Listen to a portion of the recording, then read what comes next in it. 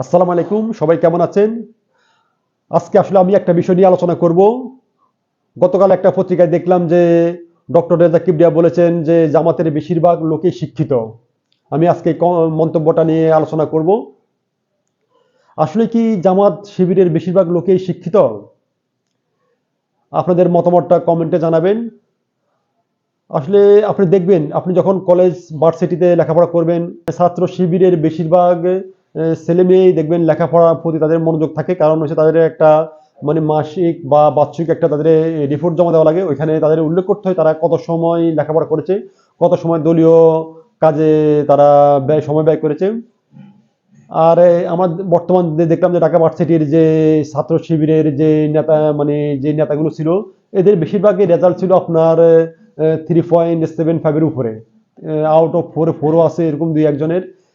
তো আসলে এটা ডক্টর রেজা কিবরিয়া যা বলেছে আমার মতে তিনি সঠিক কথাই বলেছেন। যদিও আমি কোনো দলকে সাপোর্ট করি না, কোনো দল করি না। তবে আরেকটা হলো, আসলে জামাতের অনেকগুলো পজিটিভ দিক আছে, আবার কিছু কিছু নেগেটিভ দিকও আছে। আমাদেরকে ওটা মাথায় রাখতে হবে। আসলে যদি আপনি রাজনীতি করেন অবশ্যই নেগেটিভ পজিটিভ দুইটাই থাকবে। তবে জামাতে যে ভালো একটা দিক হলো তাদের যে দলীয় ফান্ড, এই দলীয় ফান্ডটা তারা বেশিরভাগ সংগ্রহ করে তাদের দলীয় নেতা কর্মীদের কাছ থেকে মাসিক। তাদের সবাই জামাতের যারা করে তারা তাদের ইনকামের প্রায় 5% 10% যে যার মতো করে একটা অর্থ জামাতের ফান্ডে দেয়। এটা অন্যান্য দল দেয় না। এতে কি হয়, যখন অন্যান্য দল কোনো ভোট করে বা দল চালাতে হলে টাকা লাগবে। তো যখন ভোট করে তখন আপনার প্রচারণার জন্য টাকা লাগে। তো তখন দেখা যায় যে বিএনপি, আওয়ামী লীগ বা জাতীয় পার্টি বা অন্যান্য দলের লোকরা কি করে, তারা নমিনেশন কিনে, নমিনেশন বিক্রি করতে হয় 2 কোটি 3 কোটি। তো তারা যখন ওরা মনে করে যে ব্যবসা, তারা তখন আপনার 2 থেকে 3 কোটি বা 5 কোটি টাকা ইনভেস্ট করে তারা মনে করে যে আমি 5 বছরে আমার টাকাটা উঠাতে হবে। তখন তারা দুর্নীতি করে টাকা আত্মসাৎ করে। কারণ তারা যদি মাসিক বেতন হিসাব করে এমপিদের বেতন কত বা চেয়ারম্যানদের বেতন কত, কিন্তু তোরা তো তার টাকাটা উঠবে না, সেজন্য তারা দুর্নীতির মধ্যে মানে পড়ে যায়। জামাতের ভালো একটা সুবিধা হলো যে জামাতের লোকেরা আপনার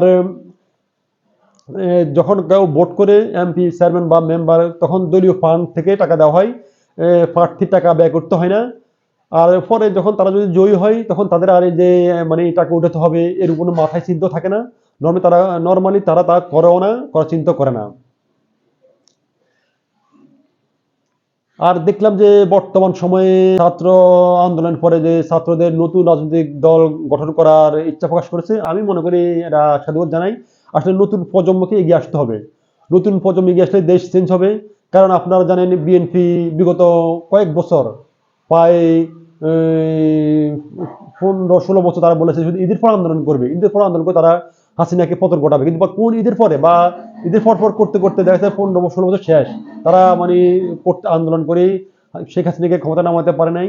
আর যখনই ছাত্ররা রক্ত দিয়ে তারা শেখ হাসিনাকে দেশ ত্যাগ করতে বাধ্য করেছে, তখনই দেখা গেছে যে তারা মানে ক্ষমতার জন্য পাগল হয়ে গেছে বিএনপি। সবাই না, কিছু লোক। আর দেখবেন আপনার বিএনপির যে বেশিরভাগ বর্তমান বাংলাদেশের বাস স্ট্যান্ড, টেম্পো স্ট্যান্ড, এগুলা থেকে চাঁদাবাজি শুরু করেছে বিএনপির লোকেরা বেশিরভাগ। তো এই আমাদের চাঁদাবাজি বন্ধ করতে হবে। নতুন আপনার ছাত্র জনতা রক্ত দিয়েছে চাঁদাবাজি করার জন্য না। আমরা অবশ্যই ওই দলকেই ক্ষমতায় আসতে চাই যারা চাঁদাবাজি করবে না, দুর্নীতি করবে না, ন্যায় নীতির সাথে দেশ পরিচালনা করবে, সবার মতামত গ্রহণ করবে। আর আপনাদের কাছে একটা প্রশ্ন রেখে যাই, আপনারা কি চান যে ছাত্ররা যে নতুন রাজনৈতিক দল গঠন করুক, এবং আপনারা কি তাকে সমর্থন দেবেন কিনা? আপনারা কমেন্টে জানাবেন। আর আপনাদের কোনো মতামত থাকলে অবশ্যই কমেন্টে জানাবেন। তবে জামাতের আরেকটা মানে দুর্বল দিক হলো তারা 71 সালের ভূমিকা নিয়ে কোনো কথা বলতেছে না। যদিও বর্তমান সময়ে তারা বলে যে 1971 সালের পরে যারা জন্মগ্রহণ করেছে, বর্তমান নেতারা বেশিরভাগ তখনই জন্মগ্রহণ করেছে তাদের জন্ম যুদ্ধের পরে। কিন্তু আসলে 71 সালের ভূমিকা নিয়ে তাদেরকে অবশ্যই একটা স্পষ্ট কথা বলতে হবে, এটা বলা উচিত। ওদের দলের জন্যই মঙ্গল হবে, জামাতের জন্যই মঙ্গল হবে। আর জামাতের শিবিরের বর্তমান অনেকেই চায় যে এটা নিয়ে সুস্পষ্ট একটা ব্যাখ্যা দিক। জামাতের আর দুর্বল দিক আমি নর্মালি দেখি না। আর একটা হলো জামাতের দুর্বল দিক হলো তারা জনসম্পৃক্ততা, মানে সব জনগণের কাছে তারা এখনো পৌঁছাতে পারে নাই। তারা সব জনগোষ্ঠীর কাছে এখনো পৌঁছাতে পারে নাই। এটা করা উচিত, যাতে সবাই কুলি মজুরি রিক্সা চালক আপনার সবাই সবাই বলতে পারে না আমি জামাতকে ভোট দেবো, জামাতের সমর্থক। এতে জামাতের মঙ্গল হবে আমার মনে হয়। আজকের মতো আমি এখানে আমার টক শোটা শেষ করলাম। আগামীতে আরেকটা টপিকস নিয়ে আলোচনা করব। আজকে টপিক ছিল আমাদের যে ডক্টর রেজা কিবরিয়া বলেছে যে জামাতের বেশিরভাগ লোকই শিক্ষিত। আপনার কমেন্টে জানাবেন আসলে কি জামাতের বেশিরভাগ লোকই শিক্ষিত। ধন্যবাদ, আসসালামু আলাইকুম, ভালো থাকবেন।